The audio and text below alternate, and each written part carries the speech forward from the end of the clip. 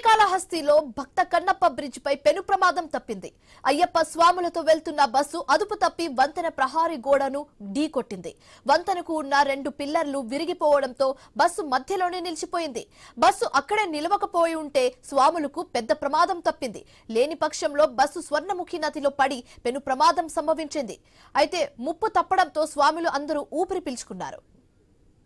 మరింత తాజా సమాచారం మా కరెస్పాండెంట్ గోపీనాథ్ ఫోన్ ద్వారా అందిస్తారు. గోపి, శివని అంటే శ్రీకాళహస్తికి సంబంధించి ఇక్కడ తిరుపతి నుంచి కూడా కొంతమంది భక్తులు వెళ్లడం జరిగింది. అయితే అక్కడ స్వామిని దర్శనం చేసుకున్న తర్వాత తిరుగు ప్రయాణంలో ఎందుకంటే ఇప్పుడు అంటే అయ్యప్ప స్వాములు ఎక్కువగా అంటే శబరిమల వెళ్లి రిటర్న్ వస్తూ ఉంటారు.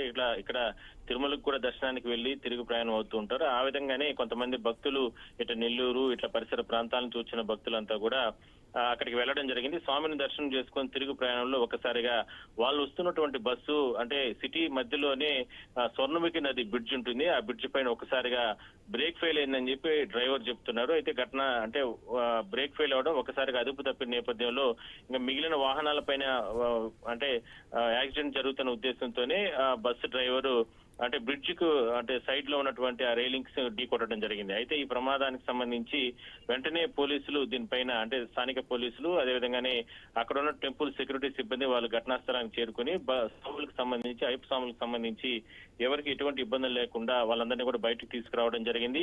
ఏ మాత్రం ఆ పిల్లర్స్ పూర్తిగా కూడా ఇరిగిపోయినా కూడా వెంటనే బస్సు దాదాపుగా ఒక 100 నుంచి 150 అడుగుల్లో ఉన్నటువంటి అంటే స్వర్ణముఖి నదిలో పడిపోయి ఉండేది. చాలా ప్రమాదమే తప్పిందని మనం చెప్పొచ్చు ఆ శివయ్య వల్ల.